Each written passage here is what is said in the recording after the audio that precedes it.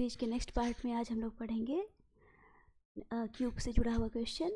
तो यहाँ पर क्या कहा गया है कि the volume of A cuboid is twice the volume of A cube if the dimension of the cuboid is 9 cm, 8 cm and 6 cm, then the total surface area of the cube is। तो यहाँ पर पहले क्या दिया गया है कि volume of cuboid is equal to 2 into volume of the cube. ठीक है, पहले एक इसका जो है फिगर ड्रॉ कर लेते हैं।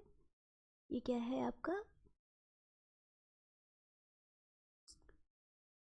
क्यूबॉइड, ठीक। और इसके बाद ये है क्यूब। क्यूब में क्या होता है, सारे साइड इक्वल होते हैं, ठीक। मान लीजिए इसका साइड जो है ए है, ठीक। और ये है क्यूबॉइड। और क्या कहा जा रहा है कि क्यूबॉइड में जो है इसका लेंथ, ब्रेथ और ये हाइट जो है दी गई है। तो क्या है, लेंथ की साइज जो है 9 cm, ब्रेथ 8 cm और ये हाइट 6 cm दिया गया है। तो भी क्यूबॉइड का जो क्यूबॉइड की वॉल्यूम होती है वो क्या होती है, LBH, ठीक है। और फिर वैसे ही जो है यहाँ पर वॉल्यूम ऑफ द क्यूब क्या होता है, ये ए क्यूब होता है।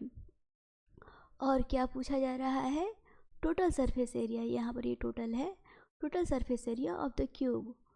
तो total surface area of cube, इसका क्या फार्मूला होता है, 6a का स्क्वायर, ठीक है। तो इसके लिए जो है हम लोगों को सबसे पहले ए की वैल्यू को निकालना होगा। तो ए की वैल्यू को हम लोग इससे निकालेंगे।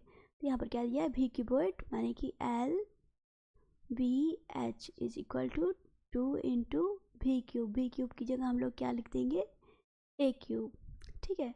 तो LBH की जगह उसकी वैल्यू को पुट करेंगे, 9 into 8 into 6 is equal to 2a cube, ठीक।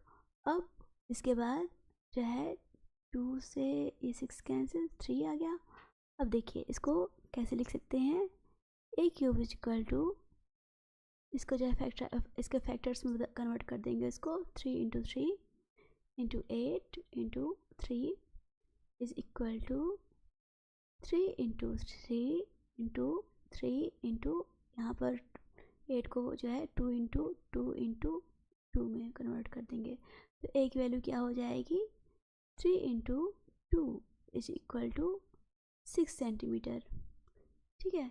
अब TSA की वैल्यू मैंने टोटल सरफेस एरिया क्या है यहाँ पे, 6a का स्क्वायर। तो यहाँ पर जो है ए की वैल्यू को पुट कर देंगे। ए की वैल्यू कितनी है, 6 इंटू 6 का square is equal to 6 into 6 into 6 is equal to 216 centimetre square, ठीक है। तो इसका जो है जो टोटल सरफेस एरिया है क्यूब का कितना होगा, 216 सेंटीमीटर स्क्वायर।